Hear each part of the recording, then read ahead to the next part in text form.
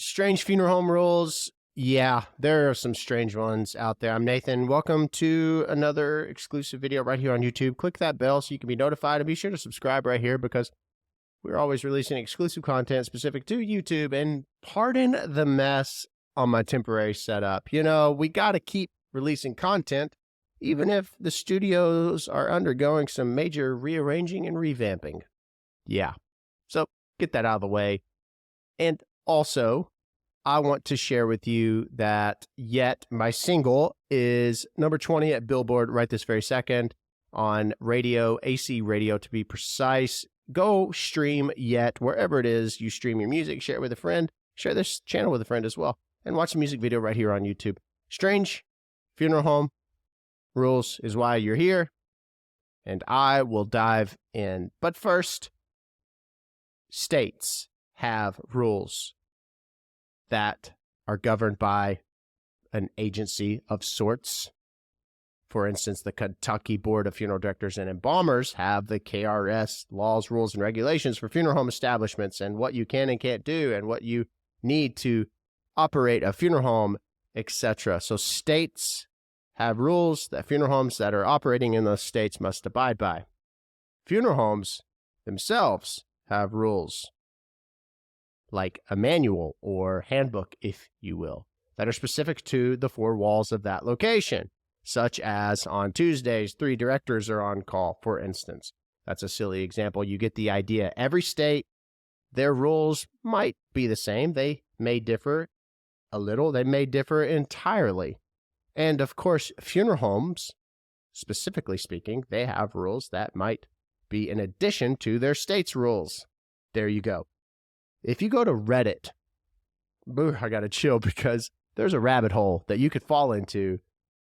You could find all kinds of information, not safe for work information, but this is very much available on Reddit. I checked strange funeral home rules. Kentucky has a rule, for instance, that a licensed funeral director must be on the premises at all times during business hours. That includes visitation. What if a small funeral home establishment gets a death call or first call during visitation? Okay, say it's 7 o'clock at night. You don't have any help. You're there by yourself. You get a death call. What do? Do you tell the family, hey, we'll be there when the doors close and the family that has visitation leaves? No, you go and tend to the loved one. I actually called the previous inspector to confirm this. It is a rule that is in place, of course, for, generally speaking, times and terms. I don't know if I'm articulating that properly, but if you're a small operation, how do you operate if that rule has to be applied to the T? Meaning, if you get a call at 2:32 and there's a visitation going on, you can't just say, we'll be there after the visitation ends at 8 o'clock. No, you go and tend to them. Enough of that. These are rules that are funeral home specific. Reddit lists the funeral home name. I will not. Number 1 of this funeral home's handbook, if you will, there are 9. And I will paraphrase. The number 1 was never under any circumstances leave their eyes open. Close their eyes. If you do not close their eyes, you will lose sleep for a week. When someone dies, if they are to be embalmed, obviously you close the loved one's eyes. Sometimes if cremation is to be taking place and it's a direct cremation, we'll receive the loved one. Maybe someone died with their eyes open. We don't go out of our way to, but this one does, this home does, to close their eyes. You must, or you lose sleep for a week. That is absurd. Could you imagine whoever made this rule? That's hilarious. I couldn't imagine being employed by these people. Number 2 is keep all limb freezers locked at all times. Limb freezers, like LIMB. That doesn't make any sense to me. You mean like body coolers? That, of course, they're locked. By law, you have to have that space locked for only funeral personnel and licensed personnel to enter. Anyway, we deal with a very specific clientele, always adhere to any last wishes the family may have. That makes sense. Number 4, your work days are Monday, 4 a.m. to 5 p.m., and Tuesday through Friday, 9 a.m. to 5 p.m. Saturday is for fun, Sunday is for the Lord. You will always work these hours and must be out of the preparation area by nightfall. This one's interesting to me, not because of the schedule and time, because in handbooks that we provided, there were specific times that a director or directors were on call. You had a funeral director on call. They may have an associate, non-licensed person on call with them on a Monday, off call on a Tuesday, on call Wednesday. You get the idea. The reason this is odd is that you must be out of the preparation area by nightfall.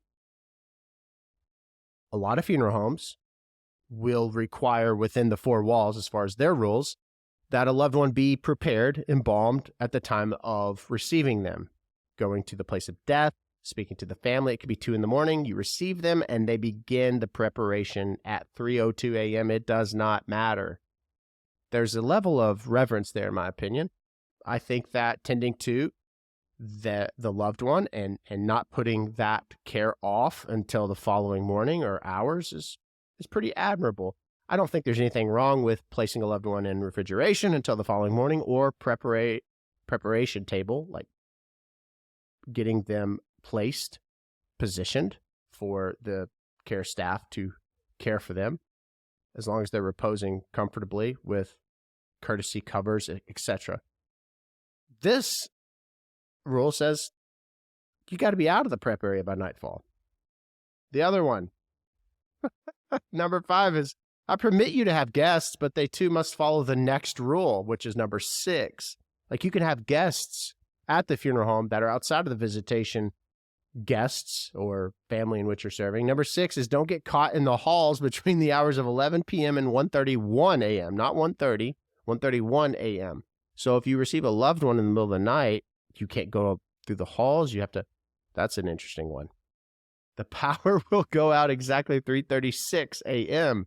This will last until 3:42 a.m. Do not search for the cause of the outage. You would rather not know. That's spooky. I wouldn't work there. I would not work there. Immediately, I would stop.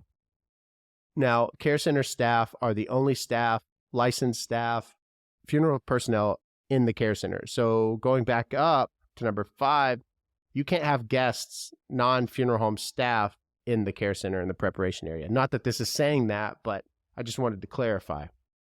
Number 8, should you hear weeping, never under any circumstances search for the source, no matter how close it sounds. Should you look, you will die a most horrific death. Something happened at this funeral home, or the person who wrote this up had a very disturbed childhood. And number 9, should... What? This is amazing. I love it.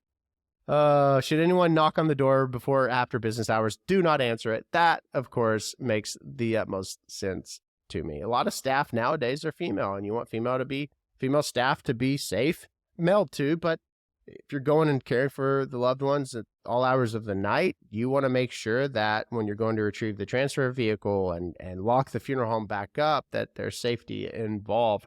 There are tons of interesting, odd rules.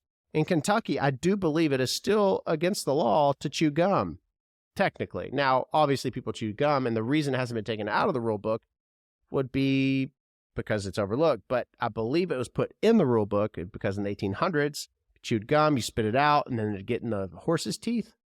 That might be a wives' tale, but I heard that, so it must be true. Duh, if you write it down or if you see it on the internet, it's true.